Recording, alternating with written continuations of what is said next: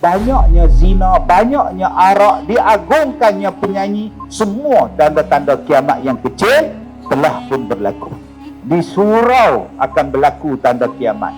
Walaupun kita belum sampai 10 tanda-tanda kiamat yang besar itu, tanda-tanda kiamat kecil semua dah berlaku.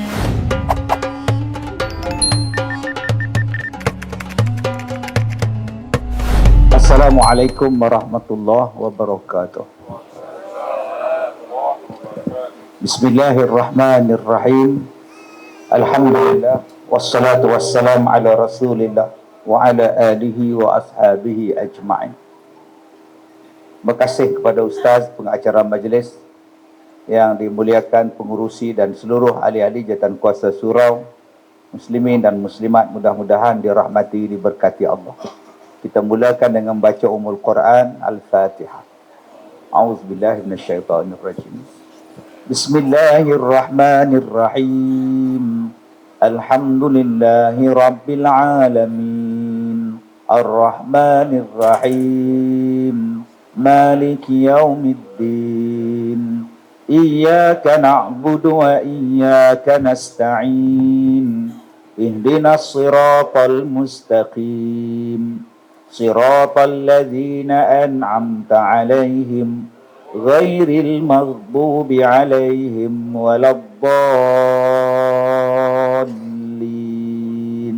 Amin. Kita ambil keberkatan dengan membaca surah Al-Ikhlas. Mudah-mudahan kita dapat pahala macam kita membaca satu Al-Quran. Bismillahirrahmanirrahim. Qul huwallahu ahad. Allahus samad. Lam yalid wa lam yulad wa lam yakul lahu kufuwan ahad. Bismillahirrahmanirrahim. Qul huwallahu ahad. Allahus samad. Lam yalid wa lam yulad wa lam yakul lahu kufuwan ahad. Bismillahirrahmanirrahim. Qul huwallahu ahad. Allahus samad. Lam yalid wa lam yulad wa lam yakul lahu kufuwan ahad.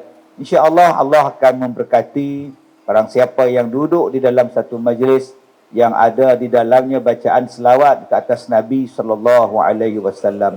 Allahumma salli ala sayyidina Muhammad wa ala ali sayyidina Muhammad. Tuan-tuan yang saya hormati, Nabi sallallahu alaihi wasallam menyebut di dalam satu hadis baginda. Kata Nabi sallallahu alaihi wasallam, "May yuridillahu bihi khairan yufaqihu fid din. Wa innama ana qasim wallahu yu'ti. Wa lan tazalu hadhihi al-ummah qa'imatan ala amrillah la yadurruhum man khalafahum hatta ya'ti amrullah." Sadaqan Nabi, sadaqa Rasulullah sallallahu alaihi wasallam.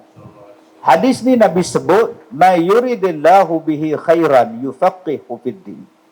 Sesiapa yang Allah Ta'ala mahukan untuknya kebaikan, maka akan diberikan kepadanya faham kepadanya tentang agama.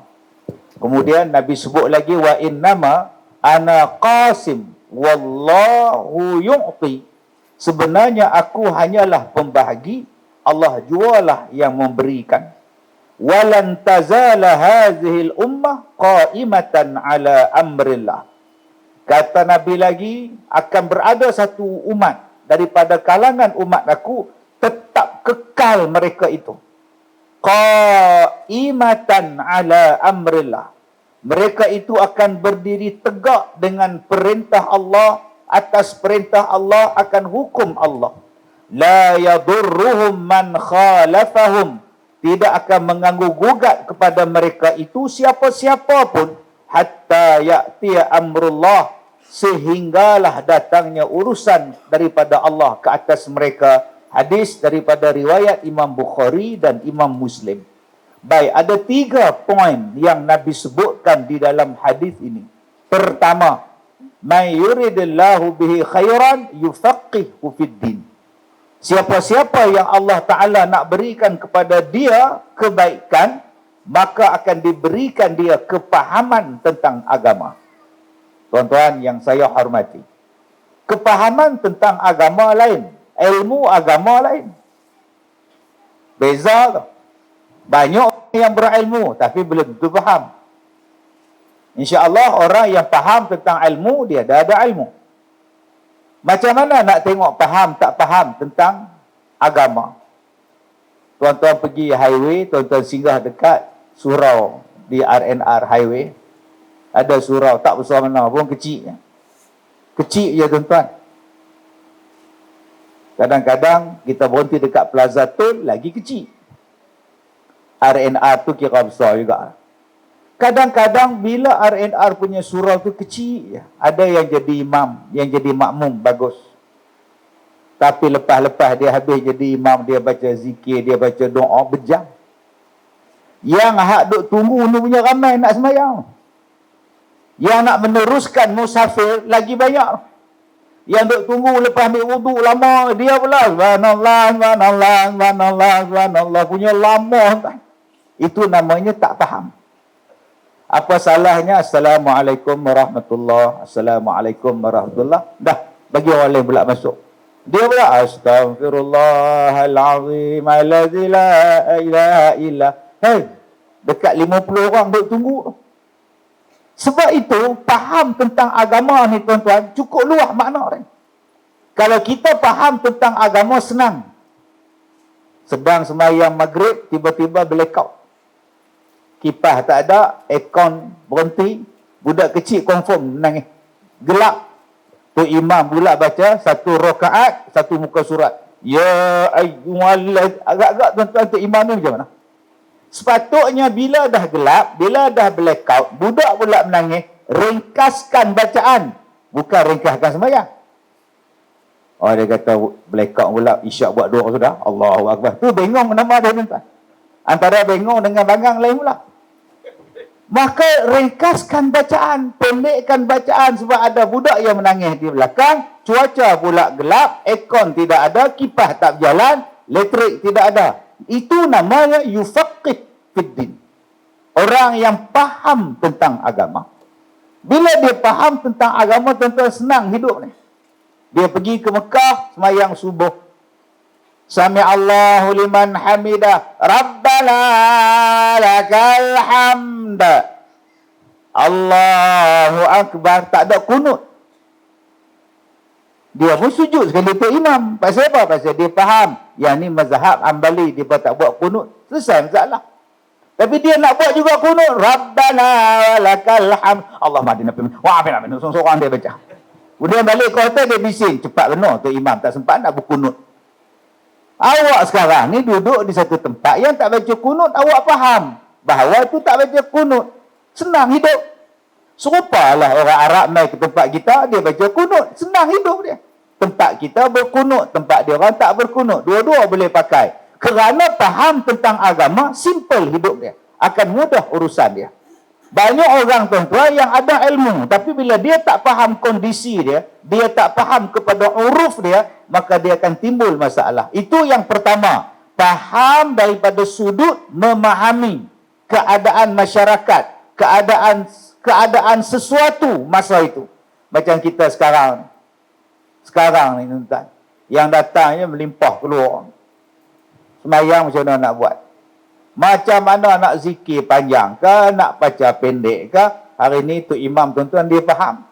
Dia baca ayat pendek, dia baca ayat mudah, lepas sembahyang tak ada apa, terus jalan doa. Setengah tuan-tuan siap tahlil.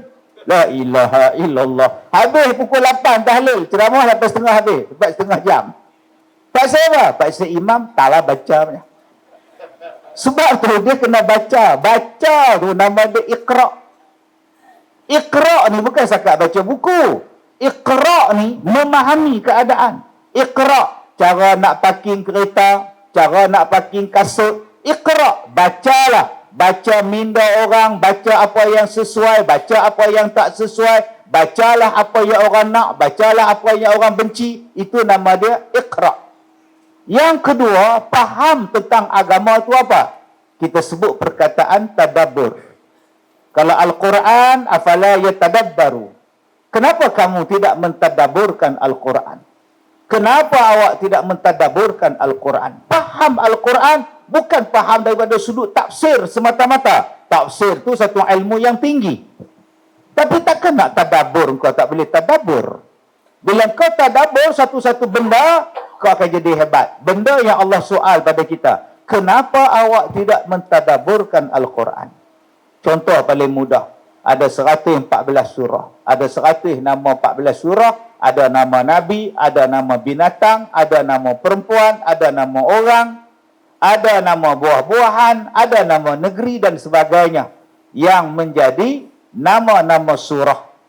Surah yang pertama Al-Fatihah, pembukaan. Surah yang kedua Al-Baqarah, lembu betina.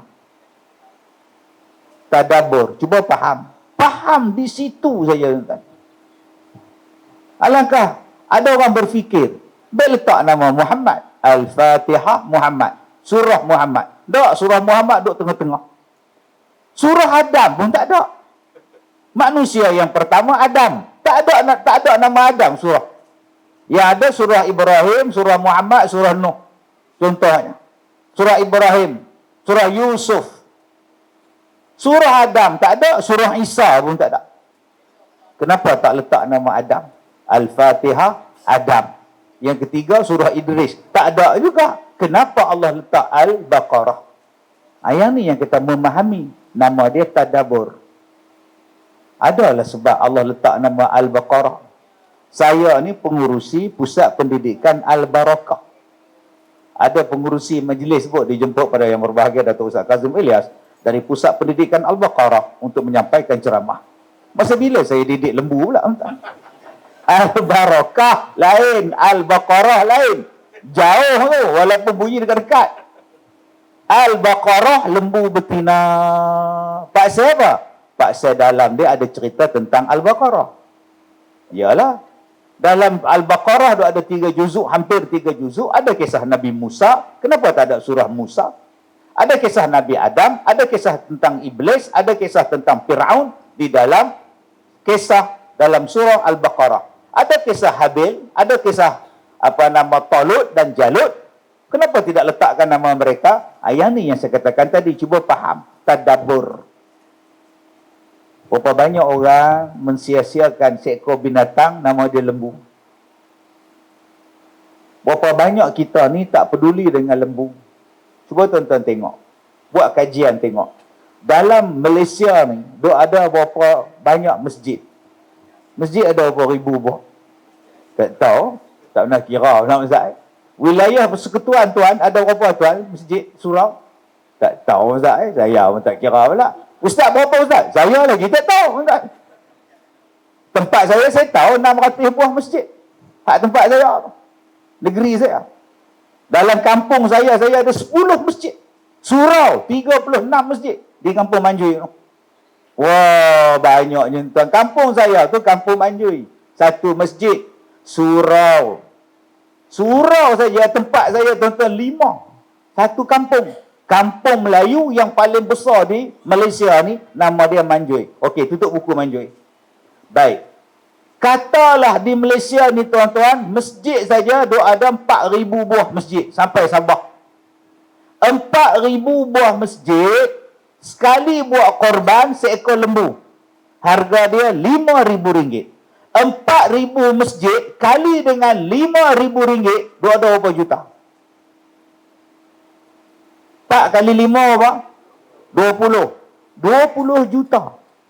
Kalau satu masjid 10 ekor lembu, 50,000 darab dengan 4,000 masjid.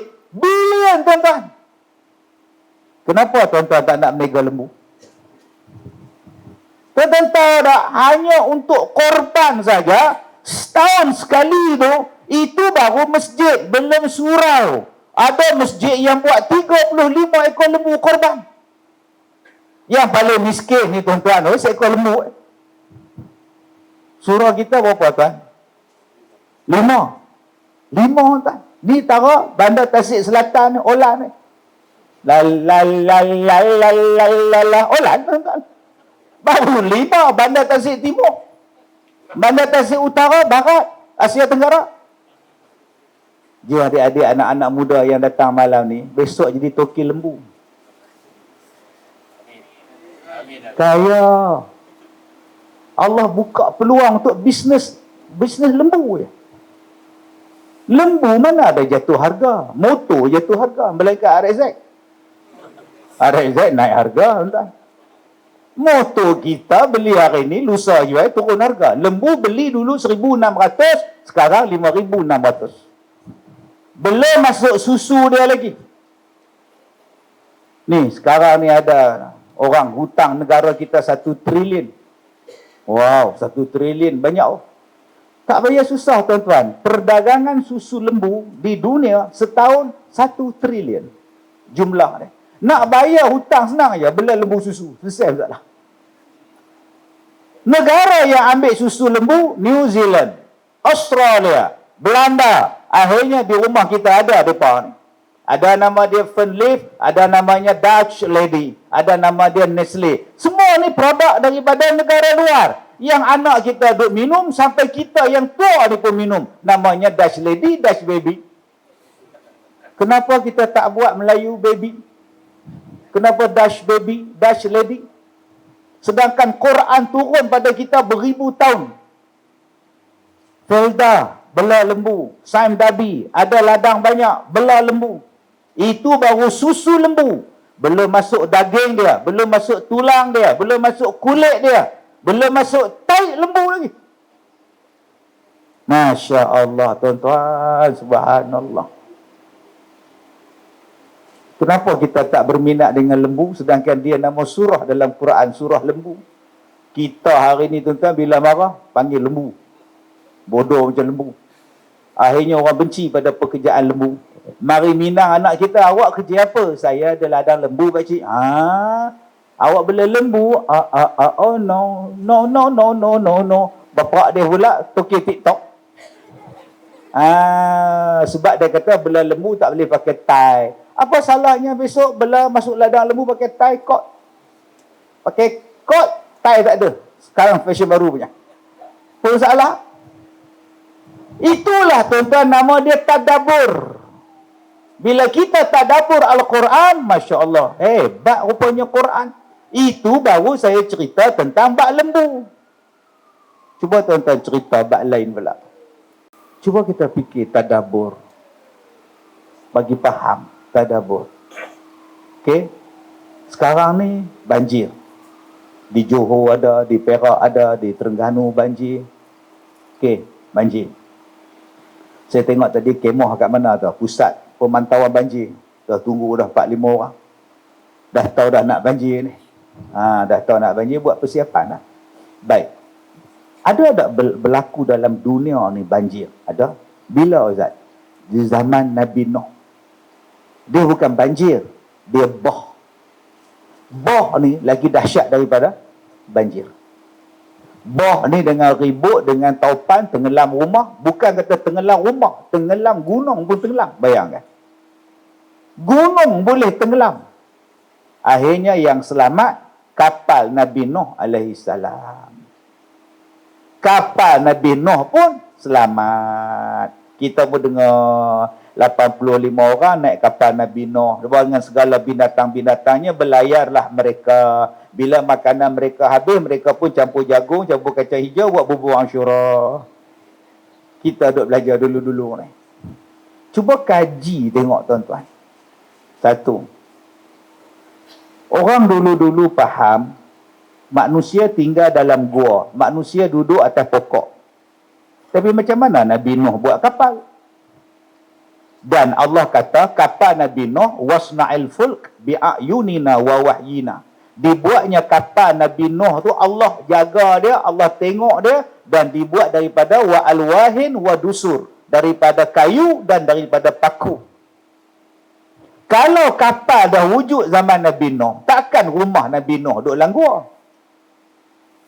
Mana dulu tuan-tuan buat? Rumah dulu ke kapal dulu?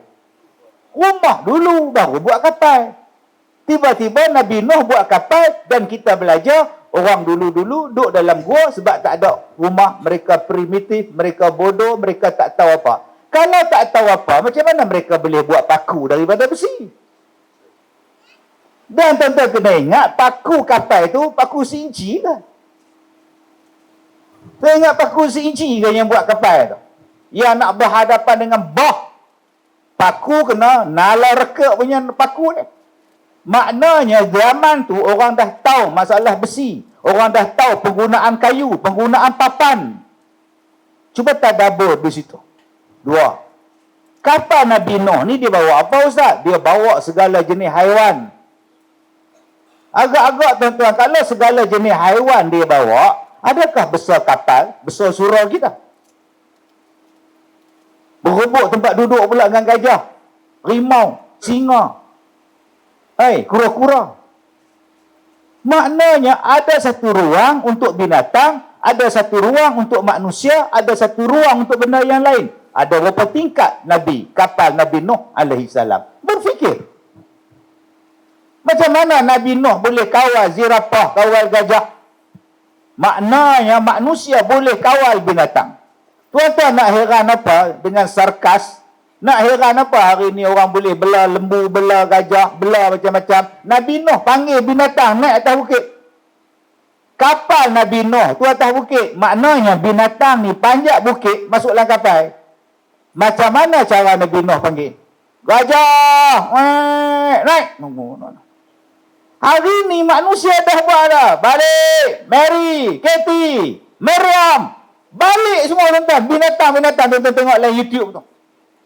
Anjing pun dekat 20 ekor. Nak panggil tuan dia panggil makan.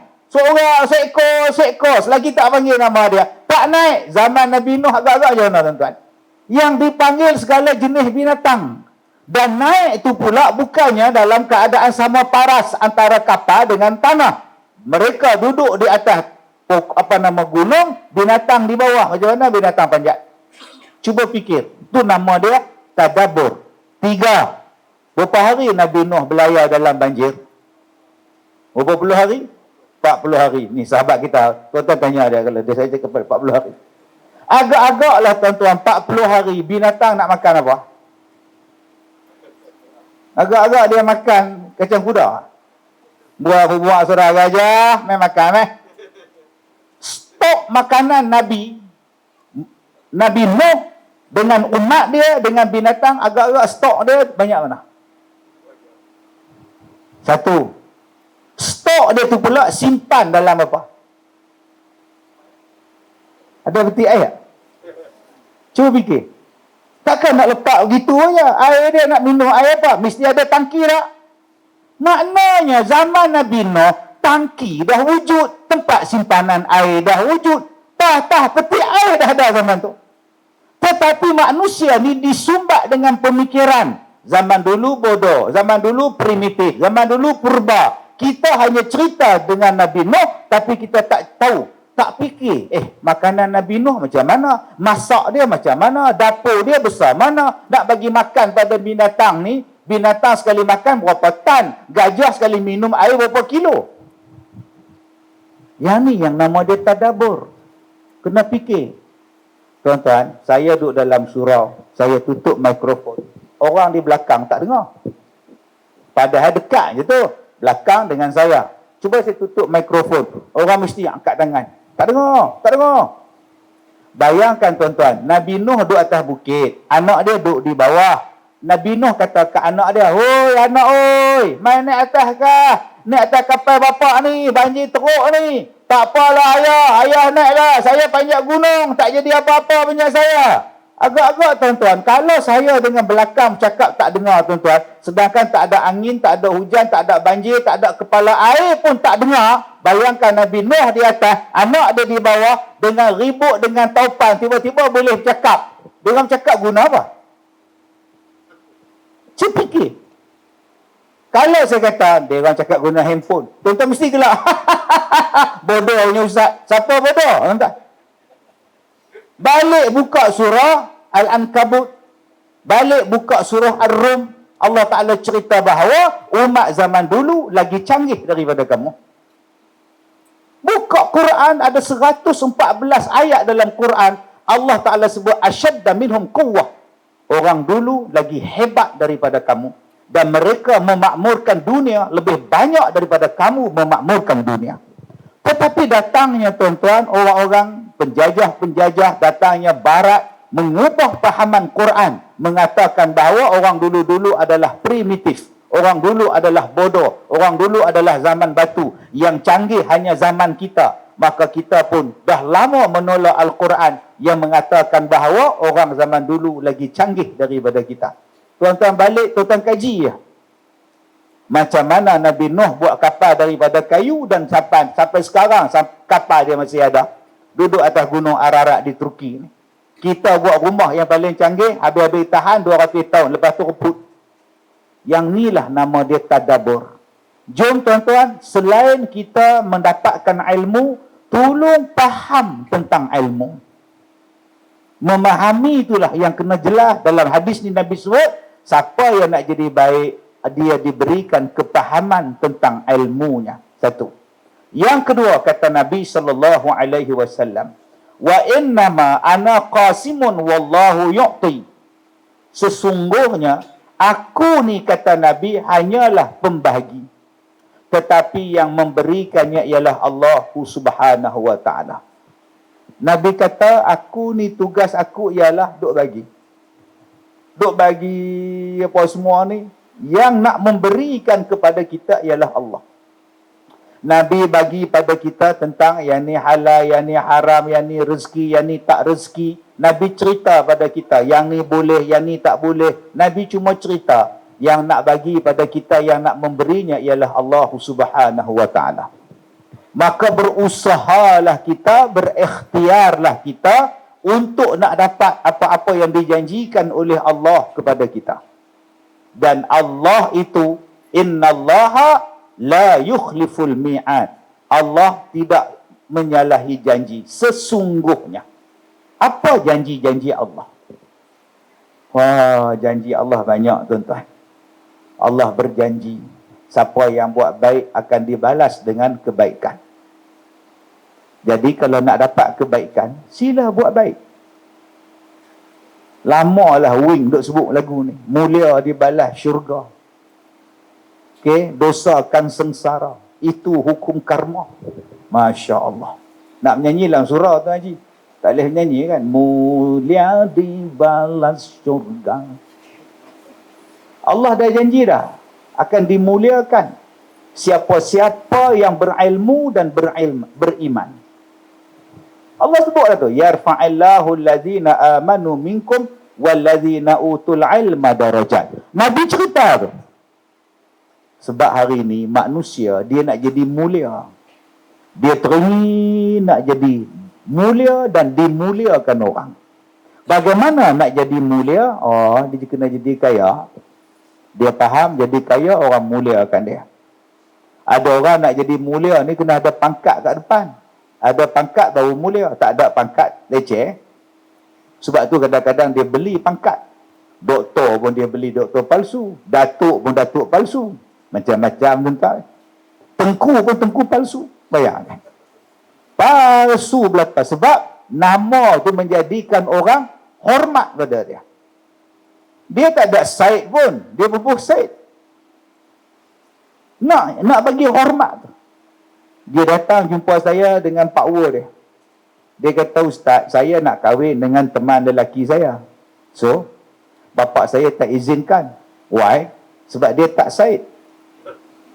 Saya Syarifah, bapa saya Said. Dan dia tak Said. Habis tu, bapa tak izinkan. Nanti hilang Said. So, dia suruh saya kahwin dengan Said. Jadi saya nak dengan dia, Ustaz. Apa pendapat Ustaz? Saya kata pergi Pesuruhjaya sumpah. Buat nama Said pun. Salah apa? Dia kata nanti tak ada Said jadi Megat, jadi Yung, jadi Puteri, jadi Putera apa semua. Dia tak mahu. La ilaha illallah. Ada yang datang jumpa saya pula. Dia kata Pak Wu saya ni nama dia Zakaria. So bapa saya tak bagi izin kahwin. Sebab ada huruf Z. Kenapa dengan Z? Dia kata nama laki-laki yang ada huruf Z jahat. Saya kata saya pun ada huruf Z. Kazim baik ya. Saya tak ada jahat pun.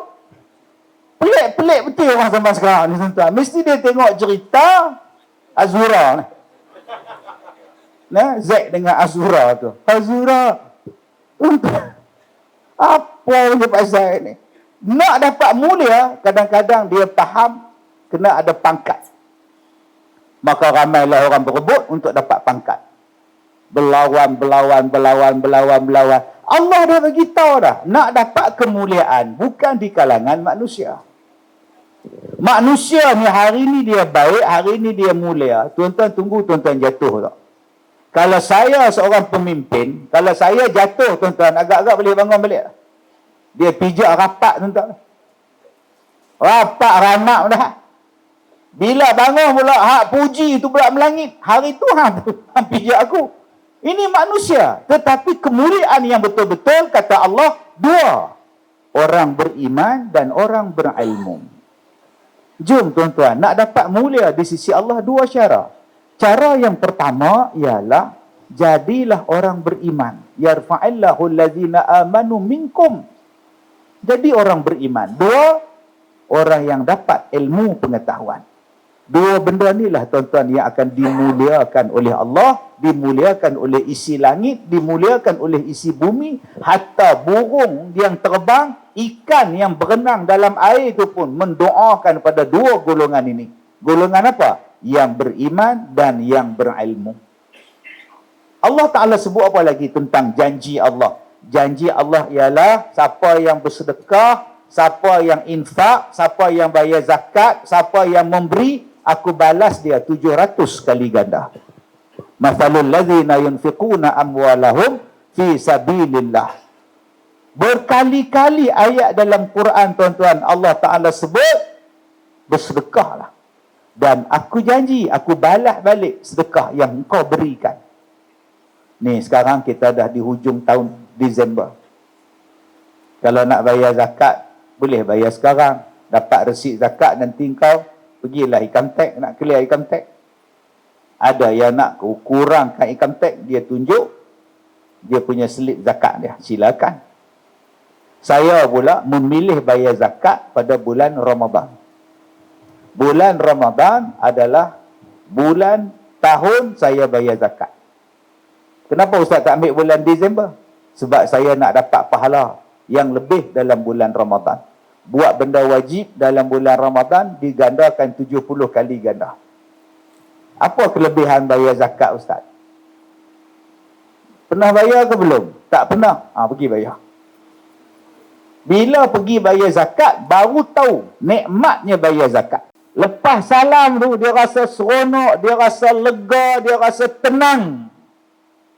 Cuba tanya orang yang tak sembahyang. Walaupun dia sedang lepak, relax, tak sembahyang maghrib, duk lepak kedai mamak. Tak sembahyang amat. Ambil seat. Kenapa? Maghribi.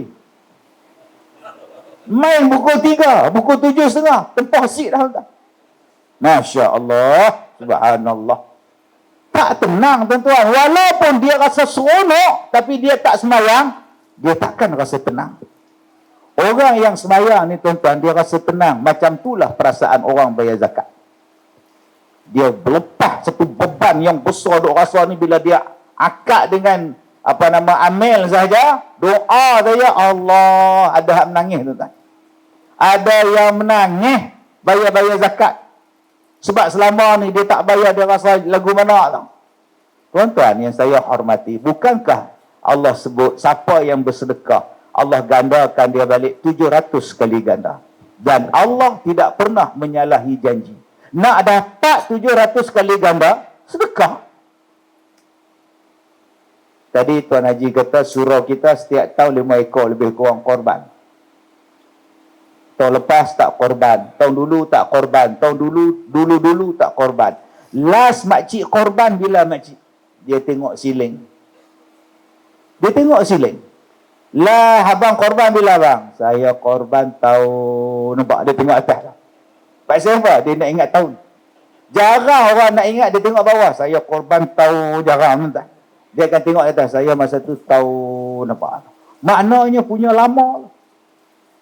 Jom kita buat korban. Adakah kita akan jadi miskin dengan sebab kita buat korban, bersedekah dan sebagainya? Tidak. Allah janji, tidak. Kamu akan tidak miskin. Kamu akan diberi rezeki. Kenapa? Kerana Allah Maha Kaya. Dia akan membalas dan tak berkurang harta Allah. Jadi apa yang kita takut? Allah dah janji. Allah ampunkan dosa. Mintalah ampun. Allah dah janji kepada kita, diberikan kita kebaikan apabila kita berbuat baik kepada orang tua, berbuat baik kepada anak-anak, hatta kepada binatang sekalipun. Allah akan balas dengan kebaikan. Nabi dah cerita lah, yang ni dapat yang ni, yang ni dapat yang ni. Buatlah, Allah akan bagi apa yang telah Allah janjikan kepada kita. Jadi tuan-tuan, jangan takut. Jangan takut untuk bersedekah. Jangan takut untuk berwakaf. Jangan takut untuk kita ni tolong orang. Kerana setiap kebaikan yang kita buat akan dibalas. Dan jangan takut untuk susah. Kerana Allah sebut dalam Quran, inna ma'al usri yusra. Selepas daripada susah, kamu akan datang kesenangan. So what? Apa masalah?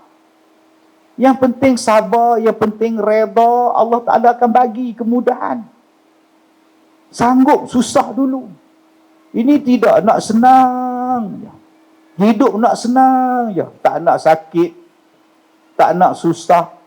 Allah dah kata dah, bila Allah uji kita, Allah akan gantikan kesusahan itu dengan kesenangan. Sabar sekejap. Wa basyiris sabirin. Berkali-kali Allah sebut dalam Quran, berilah berita gembira kepada orang yang sabar.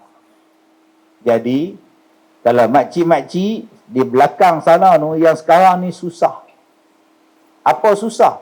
Macam-macam bentuk susah.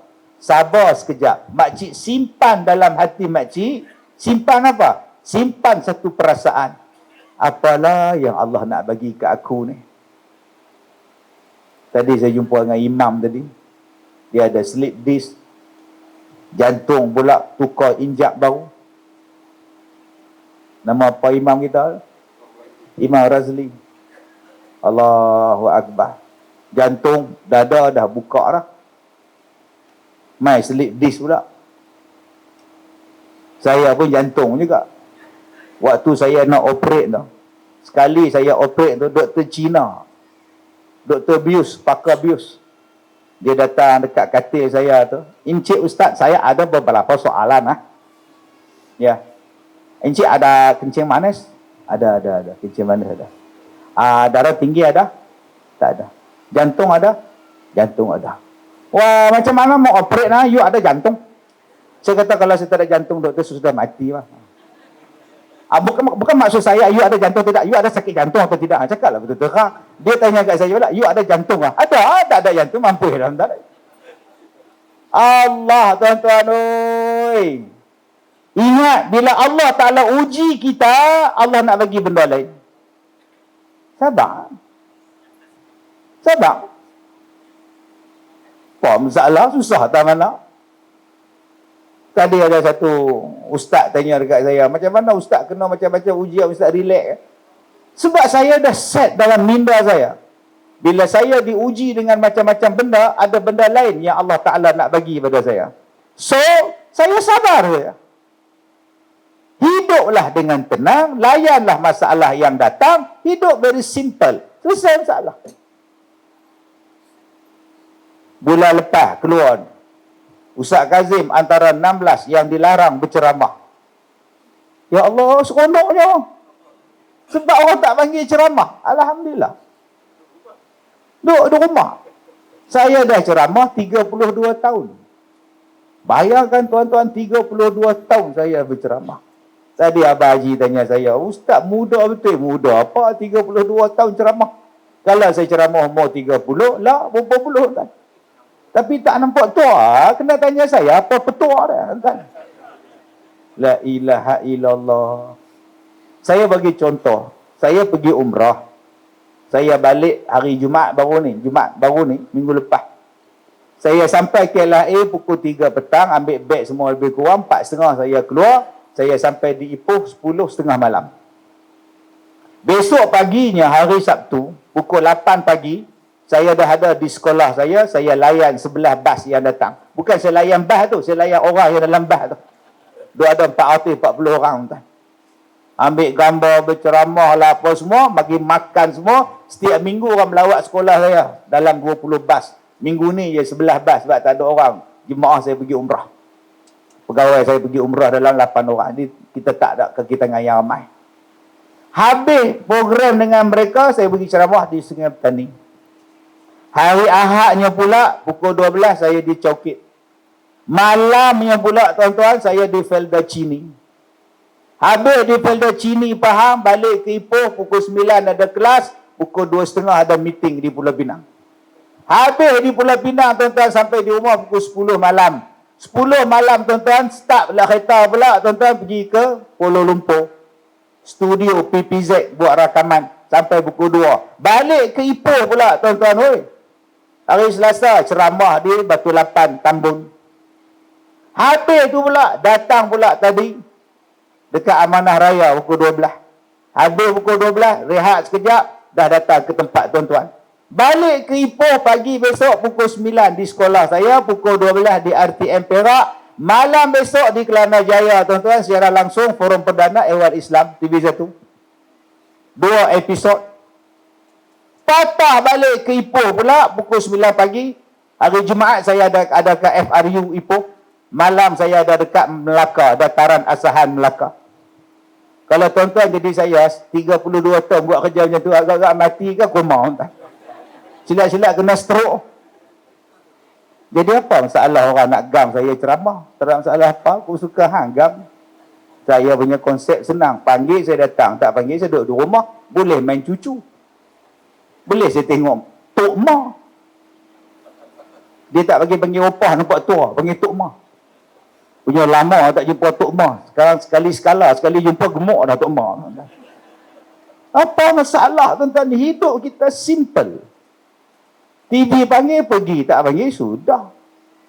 Orang suka, tak suka, sudah. Kerja kita dakwah. Orang bagi sagu hati, saya ambil. Orang tak bagi sagu hati, saya ceramah, habis ceramah, balik. Orang bagi sagu hati tak cukup, jemput lagi sekali, tak datang dah. Apa masalah, tuan-tuan? Cubalah hidup dengan simple. Tak payah kita nak bagi berat kepala otak kita. Yang tuan-tuan nak bagi berat kepala otak tu kejadah apa? Simple. Yang penting kita cari redha Allah. Sebab Allah ni dah janji dah. Siapa yang Allah Ta'ala redha dengan dia, syurga dia.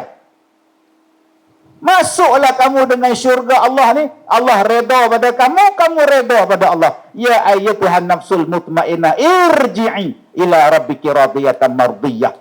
Saya hanya buat kerja untuk mencari redha Allah. Bukan nak cari glamour. Ada orang kata Ustaz Kazim tu cari glamour. Glamour apa, tuan-tuan? Tak ada istilah glamour dengan saya. Saya duduk dalam jamban pun ambil gambar, nak glamour apa? Tak ada live dah, tuan-tuan, saya ni. Saya kalau boleh nak menyorok gitu, tuan-tuan. Nak cari glamour pula tak. Aku dah tak ada live, dah dalam hidup. Tuan-tuan bayangkan, saya duduk dalam tandas, orang ketuk pintu. Zat, oi. Sabar Saya baru masuk tandas, dia ketuk dah. Saya pulang kapuk keluar. Ya, sila. Dah nak ambil gambar. Astagfirullahalazim dah.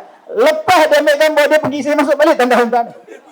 Kalau macam tu, tuan-tuan kata saya nak cari glamour, silap banyaklah, tuan-tuan. Dah sampai tahap macam tu, saya nak pergi umrah. Tak boleh nak buat apa dah. Berjalan setapak orang ambil gambar. Berjalan setapak ambil gambar. Nak kata apa? Ada yang kata Ustaz Kazim ni cari glamour. Gila glamour. Hang sungguh gila glamour. Saya lagi tak glamour, lagi bagus, tuan-tuan. Sebab yang kita nak buat ni hanya mencari redha Allah. Tak ada istilah letih, tak ada istilah penat. Isteri saya tanya, abang tak penat abang? Kuhulu ke hilir. Memang saya kata cita-cita saya nak mati dalam dakwah.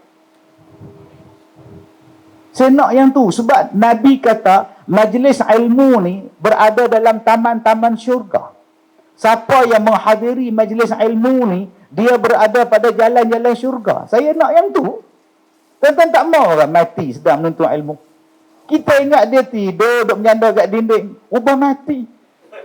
Baik tegak balik pada. Jangan sandar dinding lah. Allah. Benda yang paling mudah masuk syurga, salah satunya ialah duduk dalam majlis ilmu. Sahhalallahu lahum. Allah Ta'ala sebut dimudahkan untuk kita. Masya Allah, tuan-tuan. Saya hari itu kena serangan jantung 2016. Tengah ceramah di Kelantan. 2016 dah. Subhanallah. Saya ingatkan saya mati dah masa tu tuan. Duduk dalam ambulans ni, Allah, aku ni tak ada dah, habis lah, Alhamdulillah lah. 2 perkataan je yang saya sebut. Alhamdulillah, la ilaha illallah, Alhamdulillah. Kalau aku mati ni, Alhamdulillah, ya Allah, la ilaha illallah. Itu ya. Tak ada ingat yang lain lah. 10.30, satu Malaysia dah kecoh. Al-Fatihah. Sak Kazim meninggal dunia. Kalau ikut Facebook tuan-tuan, mati dah saya 2016. Ni hak datang ni zombie. Sebab tu jangan percaya apa yang media sosial cakap. Belum tentu betul. Siasat dulu, tabayun dulu. Contoh paling mudah hak depan tuan-tuan ni. Kita hari ni apa yang kita baca, percaya. Apa yang kita tengok, share. Apa yang kita tengok, tulis kita. Nampak. Habis-habis tak boleh siasat loh. Tak boleh tanya loh. Saya di Pulau Pinang hari Sabtu tu. Saya balik umrah hari Jumaat. Hari Sabtu saya pergi Pinang meeting. Ada satu orang main tanya saya dekat Sri Malaysia. Kepala Batah. Ni anak tanya, jangan marah. Tak marah apa? Tanya. Bukannya rugi. Tanya apa? Ni nak tanya Datuk tarik diri bertanding dulu. Ada orang bagi duit kat Datuk? Suruh tarik diri. Tak ada orang habaq kat anak. Ustaz tarik Datuk tarik diri tu sebab Ustaz Datuk dapat 2 juta. Cakap kat orang tu kepala otak dah. Saya ada duit lagi untuk bagi makan anak isteri saya. Saya ada lagi rezeki yang Allah bagi. Saya tak terfikir langsung, bagi 20 juta ke 200 juta pun aku bukan teringin. Saya tak mau campur politik, saya tak mau campur. Anda kata apa? Ni bila orang tarik diri jadi salah, orang terima jadi salah. Nampak ada politik entah. Tu dia terima tu mesti ada apa-apa tu. Bila kita tolak pula mesti ada apa-apa tu. Lu buat kepala sengit apa-apa sepak tak mesti budak ni tak. Tak habis-habis fitnah. Inilah dia orang ni. Kepala otak tu kena cuci dah. Buat kelorok ke, buat anti karat ke apa betul. Susahnya kan. Tapi adakah jadi apa-apa dia? Saya senyum. Saya kata fitnah lebih daripada itu pun aku terima. Biar pergi kat dia lah. Esok kita jumpa di hari kiamat. Simple punya hidup tuan-tuan. Tak payah duk pening. Kenapa ada orang tuduh aku? Kenapa tuduh aku? Lalah bunuh diri. Tak payah. Tak payah tuan-tuan. Hidup kita simple. Akak-akak dapat suami yang rajin pukul akak-akak, minta cerai. Yang duk menung. Kenapa? Mata lebam macam tanda. Kenapa? Pergi minta cerai. Sudah selesai masalah. Ni datang jumpa saya tak tahan Ustaz. Dia pukul saya tak tahan Ustaz. Kau pergi jabat agama, pergi report polis, pergi report hospital, minta cerai. Saya tak nak bercerai Ustaz. Kalau tak nak bercerai, sabarlah. Saya tak siapa Ustaz. Kalau gitu cerai lah. Saya tak nak jadi janda Ustaz. Kalau gitu, sabarlah. Saya tak boleh sabar Ustaz. Saat lagi aku yang hilang sabarlah. Orang kata cerai, tak sabar. Kata tak sabar, dah jadi. Hei. Pergi minta cerai, suami pukul. Habis edah, nikah lain. Kalau boleh cari suami baru, tak ada tangan. Nah. Dua-dua belah tak ada guna. Habis-habis kot dia tanduk lah. Zidan. Nama tu dia main tanduk. Tak ada apa. Simple punya hidup. Agak-agak isteri kuat beletai, cerai. Nikah baru hak bisu. Dia beletai apa pun tak. Ni dah cari hak kuat beletai, duk bising. Bini aku bising lah. Yang hang cari. Ada yang jumpa saya, Ustaz, suami saya ni pilot. So, dia tak ada di rumah. So, tak, macam kita nak wujudkan keluarga bahagia tak dapat kan? So, yelah Ustaz faham tak? Yelah so, yang akak pergi cari orang nak jadi pilot tu pasal apa? Bila kak kahwin dengan pilot, kak kena faham bahawa dia duduk di langit, dia tak duduk di bumi. Kalau kak nak cari satu suami yang 24 jam ada di rumah, kahwin dengan orang stroke. Pergi ke hospital, bersepah. Kahwin ni, hujang ni, mari kita kahwin. 24 jam ada kat bilik tidur. Akak yang cari, abang yang cari, isteri PJJ. Hadapilah PJJ. Isteri jarak jauh, perkahwinan jarak jauh. Suami dia kerja di Sabah, dia kerja di Kuala Lumpur, dia duduk mengeluh. Tak masa hampa bercinta tu, hampa tak fikir kan? Cikgu di sana, aku cikgu di sini. Kalau kita kahwin macam mana? PJJ lah. Kalau gitu cancel. Tapi ustaz, cinta harus dipertahankan. Silakan. Menyusahkan ustaz pasal apa? Ustaz tolonglah ustaz. Aku tak tahu nak cakap apa. Patutnya hang cari cikgu yang satu sekolah dengan hang. Senang. Pergi sekolah sekali, naik kereta sekali, parking, jimat, semua. Kita yang cari masalah dan kita jadi pening. Cubalah hidup dengan benda yang senang, tuan-tuan. 2 orang yang Allah Ta'ala Nabi Muhammad sebut, dia cerita jalan. Yang tukang bahaginya Allah. Kau carilah daripada Allah. Yang ketiganya kata Nabi SAW, walan. Dan sama sekali tidak. La mu ada, ma pun tidak. Ada juga. Dalam Quran ni banyak diguna perkataan. Ada yang kata ma. Ma ismuka. Bahasa kita lah. Mai bahasa lain. Masmuk. Mai bahasa hak elok sikit. Ma ismuka. Kita bersebut. Kita kata ismi Kazim. Ma juga. Apa nama awak? Ada pula yang ma tu nama dia ma asabakum. Tidaklah ditimpanya musibah pada mereka. Ma juga. Tidaklah juga. Ada juga yang kata la. La ni berbentuk larangan. Wala taqrabuz zina. Jangan hampir pada zina. La juga. Ada juga la yang membawa kepada penafian. Amla, awak buat ataupun tidak? Oh tidak. La. Tidak. Saya tak buat. La juga. Ada juga yang membawa hampir sama dengan dia. Lam. Alam tarokai, tidakkah kamu tengok? Oh banyak tuan-tuan. Ada satu lagi perkataan lam. Lam nun. Lam nun ni maknanya tidak akan berlaku. Dalam bahasa kita nehi kebinehi. Nampak tak? Okey, mere mengki gangga au tere mengki jemna. Bol rada bol. Nampak tak?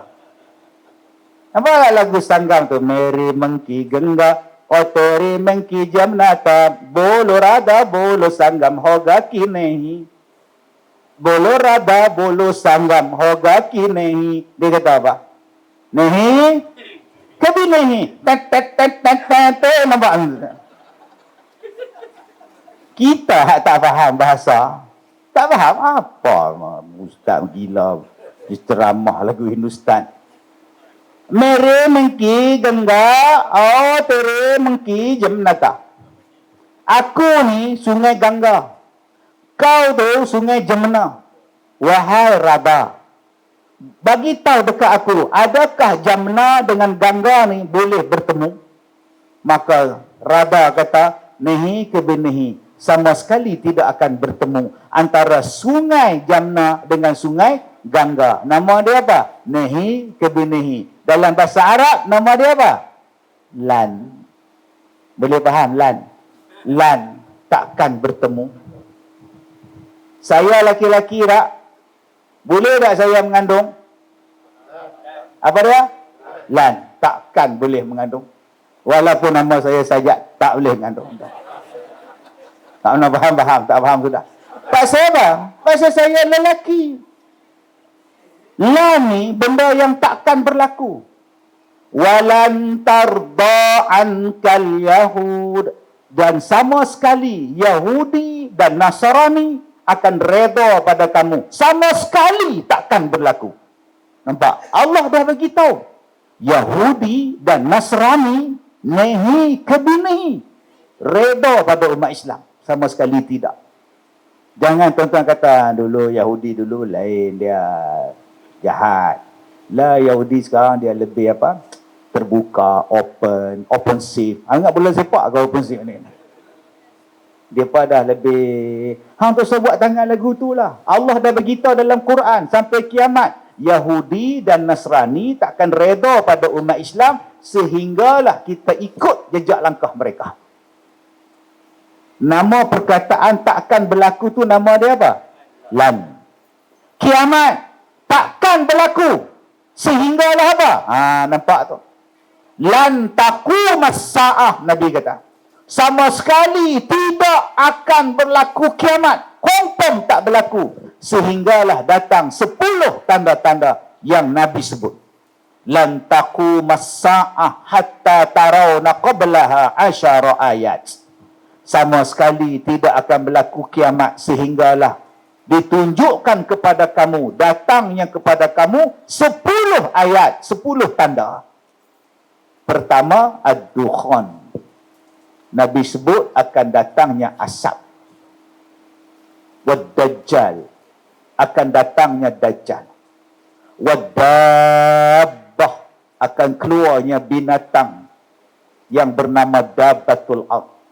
Wa yakhruj Ya'juj wa Ma'juj.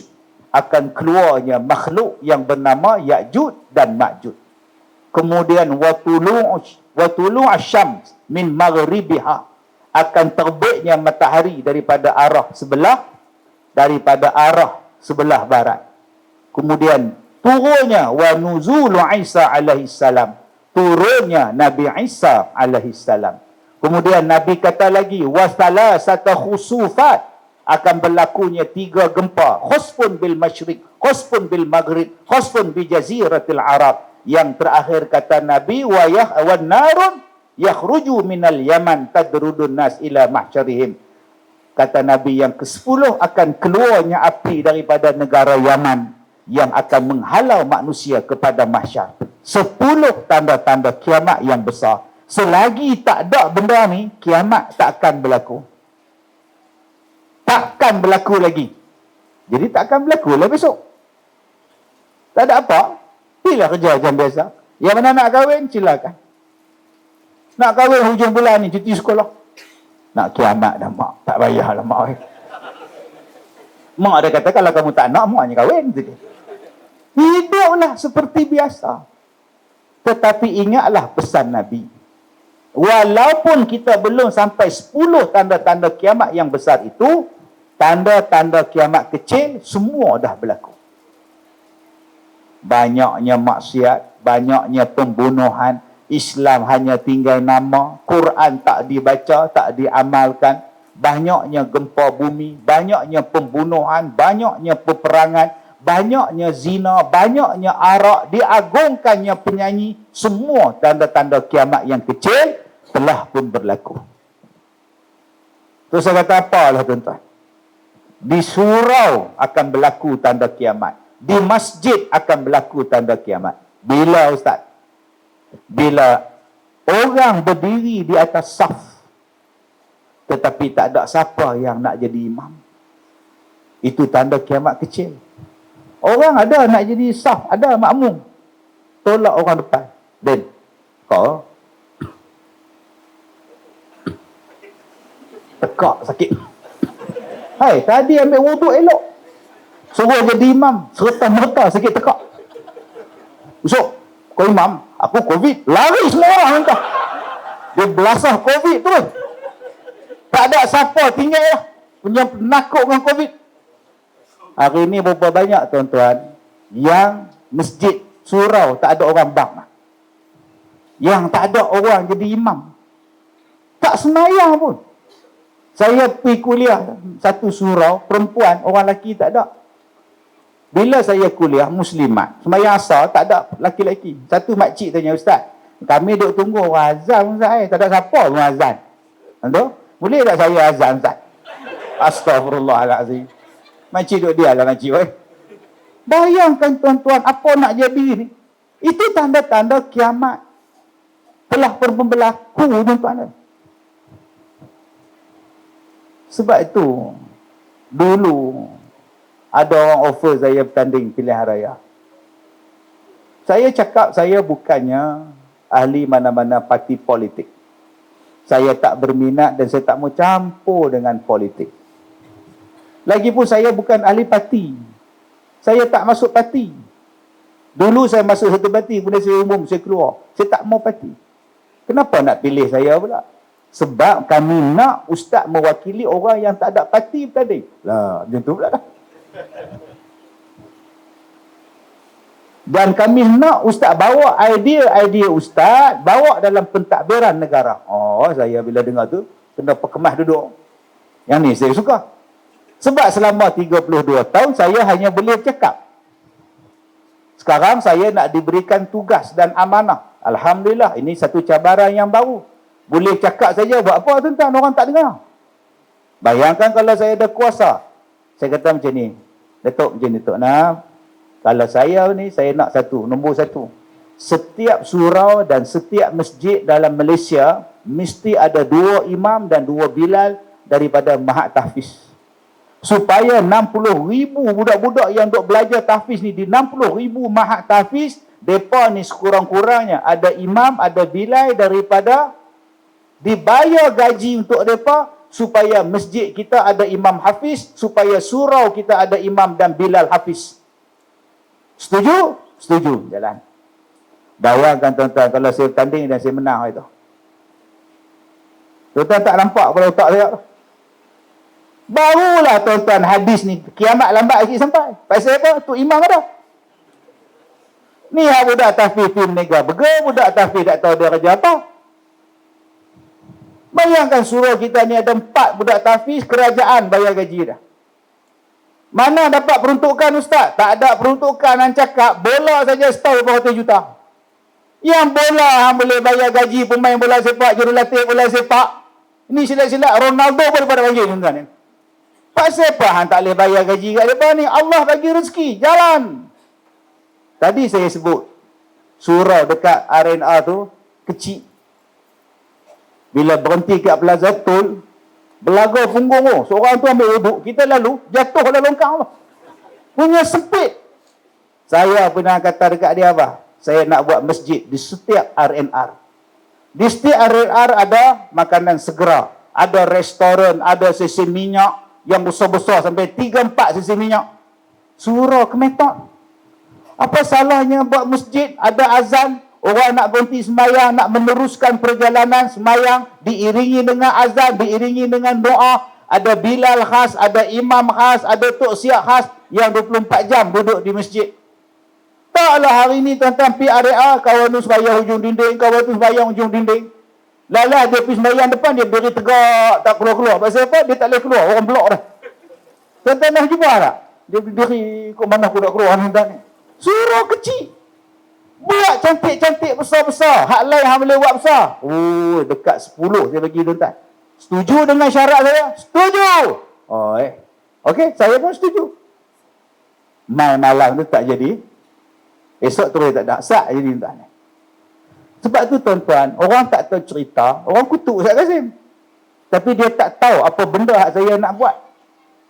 Sebab tu kalau menteri hak baru ni jadi menteri tu, saya nak jumpa dia tuan-tuan, saya tu. Buatkan benda ni. Kalau hang nak tengok Islam ni, kalau hang nak tengok masjid kita, Mahat Tahfiz kita, ekonomi kita, buat. Antara yang saya minta nak buat tu tuan-tuan apa? Hak mula-mula saya sebut tadi, hak Al-Baqarah. Yang Al-Baqarah. Bela, naikkan balik ekonomi kita. Selesaikan masalah ayam. Tak habis-habis telur. Tak ada telur. Tak ada telur. Telur je hidup hang ni. Takkan tak boleh settle masalah telur. Tapi boleh cakap lah. Tak ada tanding apa. Boleh cakap lah. Tunggu 5 tahun pula. Itulah bodoh Ustaz Kazim. Tapi orang hentang saya lagi bodoh. Tuan-tuan yang saya hormati. Baik, ini perkataan walan. Maknanya benda yang takkan berlaku. Ustaz Kazim nak bertanding pelihara ni, wala ke walan? Soalan ni. Wala ke walan? Wala, maknanya tak mustahil boleh. Melainkan kalau saya mati, walan lah. Nyesal aku duduk depan, kena tanya pula dah. Lain kali aku dengar ceramah duduk belakang tiang, selamat ni tuan. Belakang tiang selamat ni. Baik, dalam hadis ni Nabi sebut apa? Walan tazala hazihil ummah qa'imatan ala amrillah. Akan ada satu umat aku, di kalangan umat aku, mereka ni takkan terjejas. Sama sekali takkan terjejas. Walan tazala. Nabi sebut perkataan, walan tazala hazihil ummah.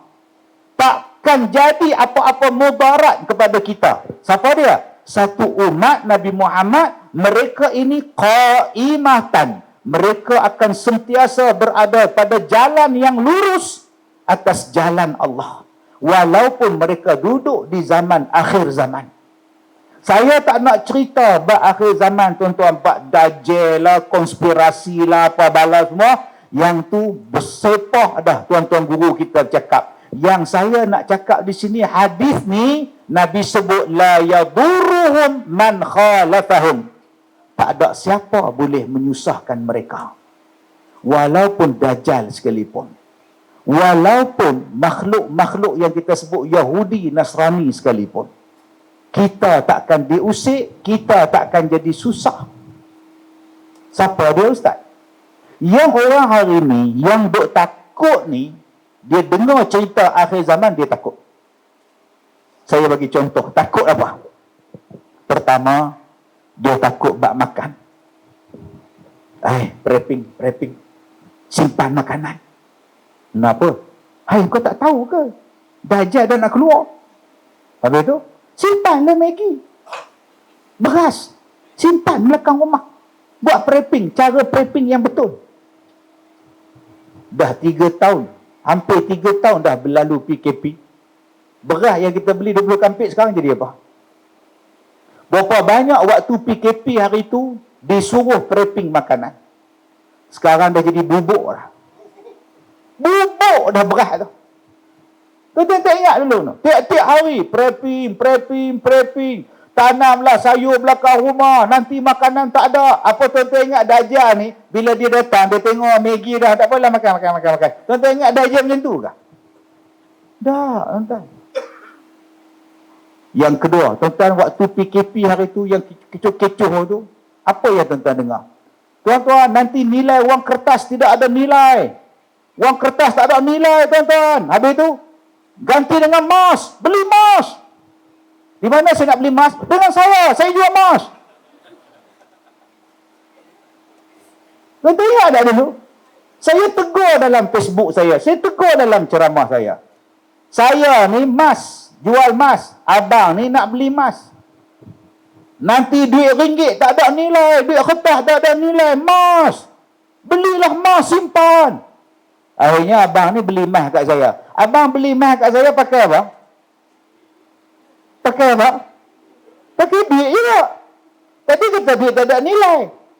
Saya pergi simpan dalam duit. Duit tak? Duit juga. Saya nak ambil supplier emas. Saya bayar dengan duit tak? Itu pasal apa hang kata duit hang tak laku? Pasal apa emas laku?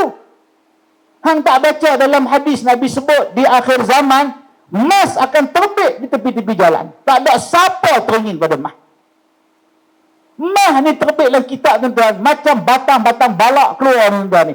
Tak ada siapa yang nak terima zakat sebab semua orang jadi kaya. Sebab tu kita kena baca hadis betul-betul. Yang ketiga, cerita tentang dukhan. 15 Ramadan, hari Jumaat, akan berlakunya asap. Asap akan keluar ibu-ibu dan bapa-bapa. Sudah, tuan-tuan. Kita kalau dengar ceramah mereka, kita naik gaya. Ini tanda-tanda kiamat, bapa. Dukhan ini akan berlaku. Bilanya Pak Ustaz? Ya, 15 Ramadan. Hari Jumaat, tuan-tuan. Asap akan memenuhi. Sudah. Dia datang jumpa saya, satu makcik. Dia kata, Ustaz, saya dah jual semua rumah. ASB, tabung haji, semua saya dah ambil duit. Kenapa? Ustaz tak tahu ke nak berlaku dukhan? Bila? Macam mana Ustaz jadi Ustaz tak tahu? Macam mana?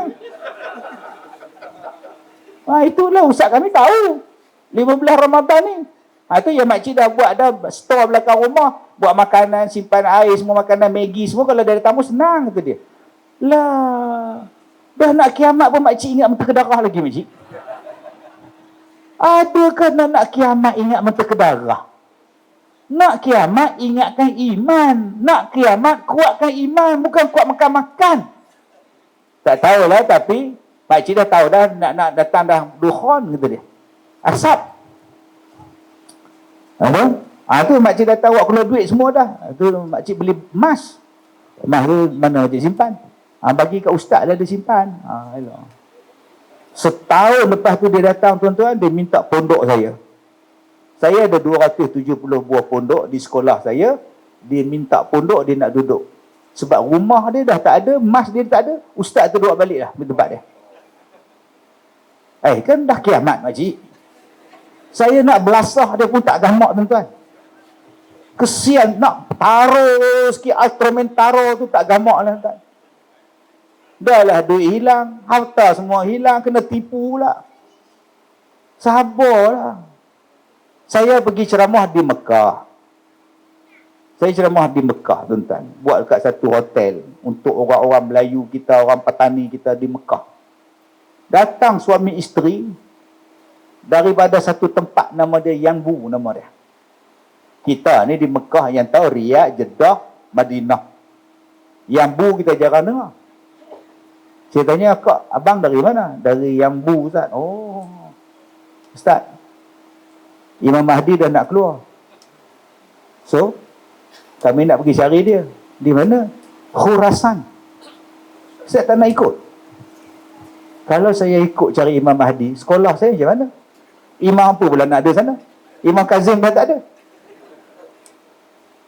Dia tinggalkan anak dia tinggalkan kerja dia datang untuk pergi Khurasan. Sebab dia kata Imam Mahdi akan muncul daripada Khurasan. Saya kata, kak, nak tunggu Imam Mahdi silakan. Nak tunggu Nabi Isa pun silakan. Tapi kak, sebenarnya abang, mereka ni tak payah ditunggu. Sebab mereka mesti datang. Tunggu buat apa? Akak hanya siapkan iman, akak perteguhkan iman akak.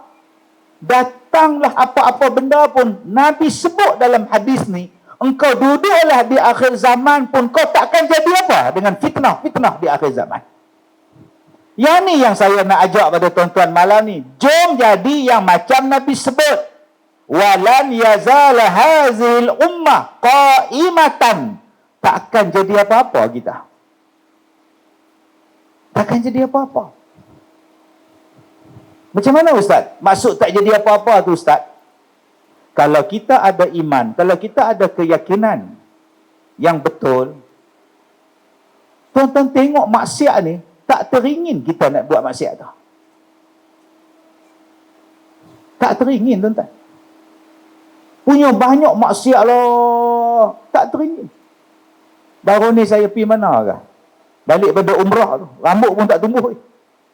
Saya masuk hotel, tuan-tuan, ni nak sembahyang maghrib ni lewat jam. Tengok satu perempuan pakai skirt, pakai singlet, dia ketuk pintu. Dia tengok saya tau. Saya tengok ke sini. Dia gelak ke saya, ketuk pintu, tengok saya ni. Hei makcik ni. Saya tak tengok tuan. Pasal apa? Apa? Tengok bukan isteri saya. Tah perempuan mana tu. Hang tak pakai apa aku tak tengok. Pasal apa? Aku nak jadi hak Nabi sebut ni. Marilah maksiat macam mana pun, aku tak ada pada aku. Yang ni yang saya nak ajak diri saya, nak ajak pada tuan-tuan hadirin hadirat. Walaupun aku duduk di tempat tu, saya tak kalih pun. Saya tak kalih tengok belakang. Sambil duduk buka bilik hotel, saya duduk tengok. Ada lagi minah tu. Tak ada faedah untuk saya. Jangan duduk kelih juga. Tak tengok membazir pula. Ini penyakit lah. Tak tengok membazir pula. Nak sampai pada tahap yang kita baca ni, Allahu Akbar. Yang orang lain tak sembahyang, kita sembahyang di masjid. Yang orang lain subuh tak datang, maghrib lantak dia orang lah tuan-tuan. Aku dah hajar, aku dah azan, aku dah buat kempen. Dia orang tak datang, aku tetap sembahyang. Inilah rumah aku untuk aku ibadat dengan Allah. Orang inilah yang Nabi sebut. Datanglah zaman apa pun tuan-tuan, mereka ni takkan digugat. Walaupun yang datang itu adalah Dajjal sekalipun. Marilah letak pada emas ke, letak pada dia wang ringgit ke, suruh cakap benda yang haram.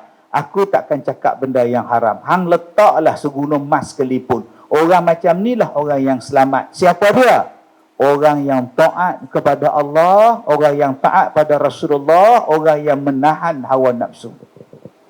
Jom tuan-tuan, kita buat persiapan menghadapi zaman akhir ini dengan buat 3 benda ni. Ati yang Allah, hawa ati yang Rasul. Kemudian tahan hawa nafsu. Selamat kita. Masalah kita sekarang ni, Pak, siapa yang terlibat dengan riba? Tak pakai, leceh. Nak pakai, kena ambil hutang. Bila ambil hutang, terlibat dengan riba. Pejam mata lah, janji boleh pakai. Tak hutang, tak merasa. Nampak? Akhirnya kita terlibat dengan fitnah riba. Apa lekeh ke pakai motor? Apa sengkek ke pakai kereta kancil? Kereta awak tak ada hutang, motor awak tak ada hutang, Wira awak tak ada hutang, Toyota awak tak ada hutang. Sudah, aku selamat daripada riba. Riba lah yang merosakkan kita. Tapi hari ini, rumah kita riba, blender kita riba, motosikal kita riba, motor harga 100,000. Nak beli cash tak mampu, hutang. Tak boleh buat loan Islam, pinjaman Islam, pembiayaan Islam, buat loan riba. Kemudian kita sembahyang, Allahu Akbar. Balik naik motor riba. Macam mana Allah nak terima sembahyang kita? Macam mana kita nak kalahkan Dajjal kalau motor kita riba, rumah kita riba, pembiayaan kita tak ada? Kalau tuan-tuan nak yang ni tuan-tuan, Nabi sebut apa? Nabi sebut qaimatan ala amrillah. Mereka tetap berada pada perintah Allah. Mereka tak buat benda yang haram. Dajjal mari depan mata dia pun, Dajjal tak boleh buat apa. Jadi tuan-tuan takut apa dengan Dajjal? Tuan-tuan peduli apa dengan kejahatan manusia kalau tuan-tuan berpegang pada perintah Allah? Dah. Saya berlakon filem. Tak tahu bila keluar filem ni pun lambat. Tuan. Nama dia, filem dia Zim Zim Ala Kazim. Nama filem tu. Tak tahulah kalau pengarah tukar nama lain, tak tahu. Tapi dah syuting dah habis dah. Syuting pun dah habis dah. Okey. Bila dia offer saya berlakon filem. Dan filem ni cerita tentang saya. Cerita tentang Ustaz Kazim. Pengalaman berceramah 30 tahun lebih. Terlalu banyak pengalaman saya menjadi seorang pendakwah. Saya sewa rumah RM130. Rumah saya, rumah Kasim Selamat. Bila saya berdiri, tangan saya ni boleh pegang lantai tuan rumah di atas. Tinggi sikit pada rumah Kasim Selamat. Kasim Selamat kena bongkok, saya boleh tegak. Tapi tangan tak boleh straight. Bengkok sikit dah jumpa dah. Anak tuan rumah berlarilah atas kepala saya. Sewa dia RM130. Bilik satu. Satu hari jawatankuasa kampung tulis surat bagi dekat tuan rumah. Tuan rumah kata, Ustaz, saya dapat surat dari menek mesyuarat JKKKK kampung. Apa isi dia, pakcik? Dia minta saya mengosongkan rumah sewa dan menghalau Ustaz keluar pada rumah sewa. Keputusan bersama mesyuarat jawatankuasa kampung. Minta Ustaz Kazim dikeluarkan daripada rumah sewa dan keluar pada kampung. Dahsyat tuan-tuan. Saya pun tanya pada tuan rumah, pakcik nak halau saya ke? Apa nak halaunya? Ustaz bayar sewa. Saya pula bayar sewa 130 kali 12. Setahun punya bayar. Dia nak halau apa? Selagi mana saya hidup, dia memang tak ada hak mengalau Ustaz. Susah tuan-tuan jadi pendakwah. Susah jadi penceramah. Sebab tu budak-budak baru nak up BBNU, budak-budak TikTok, dia tak tahu apa. Yang dia tahu tentang Ustaz Kazim. Dia tak tahu yang kita ni duk ceramah, dia tak lahir. Dia tu waktu kita ceramah tu duk berenguh. Naik bersikap pun duk bertatih. Kita dah berhadapan dengan macam-macam kerenah manusia, tuan-tuan. Maka benda-benda inilah, tuan-tuan, mereka cuba buat filem nak tunjuk pada orang. Saya kata, malu ke orang. Tak apa Ustaz, biar masyarakat tahu susahnya jadi pendakwah. Boleh. Boleh tak saya buat syarat? Apa syarat Ustaz? Nombor 1, semua kru, semua pelakon, bila masuk waktu semayang, kita berhenti dan kita semayang. Boleh? Boleh? Boleh. Tanda. Itu. Nombor 2, semua pelakon menutup aurat. Termasuklah perempuan, tutup aurat. Boleh? Tidak ada sentuh menyentuh dalam filem ni. Boleh? Boleh. Sebab tu nanti kalau filem ni disiarkan, semua orang tutup aurat. Termasuklah Man Raja Lawa. Dia pun tutup aurat juga lah. Masuklah Ryan Bakery. Seorang aja yang tak tutup aurat, pelakon perempuan Cina. Dia budak universiti. Dia datang ke kampung saya. Dia tak pakai tudung lah. Yang tu kita tak boleh paksa. Dia tak boleh kata apa. Hal lain tutup. Dan tak ada pegang-pegang. Akak-akak kalau suami akak pingsan, akak pegang. Suami jatuh tengah-tengah tengok TV, kalah pula Ronaldo, pingsan terus. Agak-agak akak kejutkan suami dah. Abang, mestilah. Saya pun dalam filem ni saya pingsan. Isteri saya tegak berdiri, abang, gitu je. Mana ada isteri tegak, abang. Ni tanda-tanda kiamat ni tuan-tuan. Pasal apa? Pasal saya kata jangan pegang-pegang. Tuan-tuan, kalau kita tetap berpegang kepada yang Nabi sebut, yang Allah sebut, ala amrillah, selamat kita. Saya berlakon, tapi saya buat peraturan. Sungguh, tuan-tuan. Saya dipanggil berlakon. Saya buat, melainkan kalau dalam skrip tu mereka tak cerita. Tiba-tiba aja dia muncul. Saya tak boleh kata apa. Dulu orang ajak saya naik kapal. Saya naik cruise. Dan dalam cruise ni, saya tak tahu ada judi, kasino. Saya tak tahu. Saya dapat tiket free, Ustaz. Free 4 tiket. Ustaz bawa lah siapa-siapa pun melancong. Elok. Saya pun tak berjalan juga. Saya cadang nak cuti. Naik kapal ya? Ya Ustaz. Syarikat travel bagi hadiah. Naik tuan-tuan. Lepas cok pasport. Galah beg. Hoi, naik kapal. Satu laki-laki tarik tangan saya, ajak bergambar. Saya lepas tangan. No, sorry. No. Please, take photo, sir. No. Kapal apa ni? Dia suruh saya bergambar sebelah perempuan pakai baju merak, burung merak. Dan pakai spender. Bikini duk merak. Come on, sir, sebelah tahan. Kalau aku ambil gambar dengan hang, viral satu Malaysia lah. Lari saya. Aku ni kapal apa ni? Kita tak pernah naik ni orang kampung. Bila masuk dalam kapal, landing dalam kabin tu. Kawan saya kata, Ustaz, nak tidur dalam bilik, balik rumah. Jom kita jalan makan-makan. Saya pun pergi cari makan. Tu dia udam, berdiri semua. Tak ada tidur. Semua udam berdiri. Mau jenuh makan, kursi penuh. Bawa nasi, bawa air. Duduk pula depan kolam mandi pula. Lah. Allah, tuan-tuan. Pakai kepiah putih ni. Masa itulah gatai kepala tuan-tuan. Gatai, cabut, bola pokok. Tak ada kepiah dah, tuan. Aku dah terkena dah dan jadah, sungguh kata. Nak balik, kapal dah berlayar. Nak terjun, laut. Tuan. Saya ukur 12 malam tu. Saya duduk tengok langit. Kapal jalan. Kolam renang tutup. Kami berempat duduk atas sekali. 13 tingkat. Saya kata, Haji, kapal ni besar. Tapi duduk tengah laut jadi kecil. Luasnya langit. Besarnya ciptaan Tuhan, ya Allah. Rupa-rupanya kita duduk di darat, kita tak nampak kebesaran Tuhan. Sebab tu Allah kata bila hang tengok langit, inna fi khalqis samawati wal ard, langit dulu. Baru kita rasa kita kecil je. Saya pun bingkah duduk, saya kata, saya nak bawa anak-anak murid saya naik kapal ni. Kolam renang tu kita tutup dengan jaring, kita buat ceramah tepi dia. Sembahyang berjemaah atas dek. Kita buat je.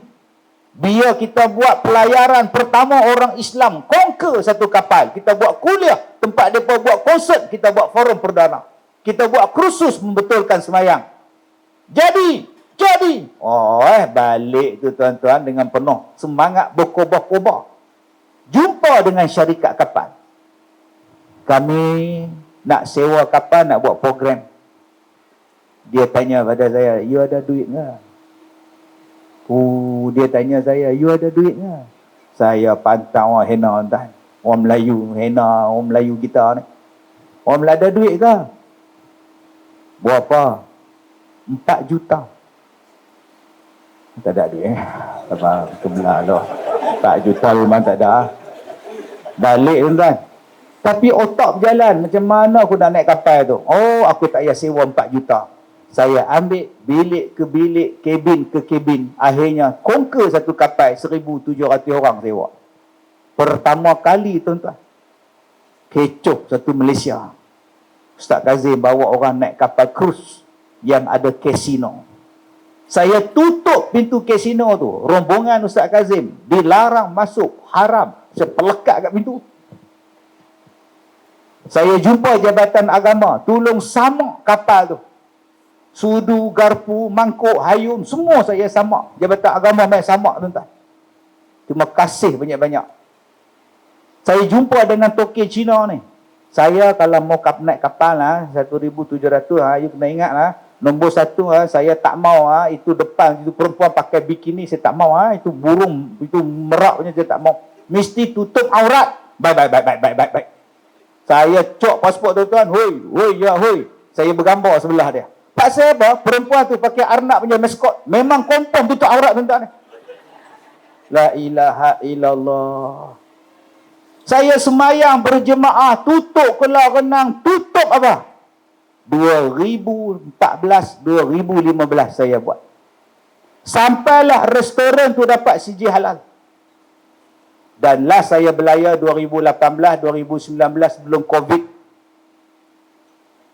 Saya forum dengan arwah kawan saya Ustaz Mokhtar, 2 orang forum dalam dewan. Selalunya dalam auditorium, sekarang dalam dewan. Saya belum pernah masuk dewan tu. Di lantai dewan tu penuh dengan plak banyak. Budak Indonesia yang duk tuang air kat saya tu, pekerja kapal tu. Saya kata dekat dia, Mas, ini bilik apa ni? Banyak plak pasal dewan ni cah bateri handphone sini ke? Wah, Ustaz tak tahu ke? Inilah tempat kasino. Patut aku tak tahu, aku tak nak masuk. Mana pergi kasino? Sudah bongkar. Kenapa bongkar? Ialah semua orang datang mau dengar ceramah, mana ada orang kasino. Sekarang bos sudah tutup kasino. Sekarang ini tempat jadi surau lah Ustaz. Sini buat ceramah sini lah Ustaz. Alhamdulillah, daripada kasino jadi surau. Itulah pelayaran terakhir tuan-tuan. Sebab lepas tu COVID datang. Kapal tu balik ke Sweden, sekarang jadi restoran terapung dekat Sweden. Jadi kalau tuan-tuan nak pergi Sweden, makan restoran duduk situ. Sebab tu saya kata tadi, hang marilah jenis apa pun. Kalau hang pegang ayat Quran, hang pegang pada hukum, tak ada siapa boleh apa-apakan hang. Sebab tu tuan-tuan, di fitnah akhir zaman ini, tuan-tuan pegang agama, tuan-tuan pegang hukum, insya-Allah tak ada siapa boleh menyusahkan kita, walaupun dia dajjal sekalipun. Jadi mudah-mudahan Allah merahmati kita. Saya dah ceramah 32 tahun. Inilah kali pertama saya datang sini. Kita jumpa lagi 32 tahun daripada sekarang. Saya minta maaf jika terkasar bahasa. Wabillahi taufiq wal hidayah. Assalamualaikum warahmatullahi wabarakatuh.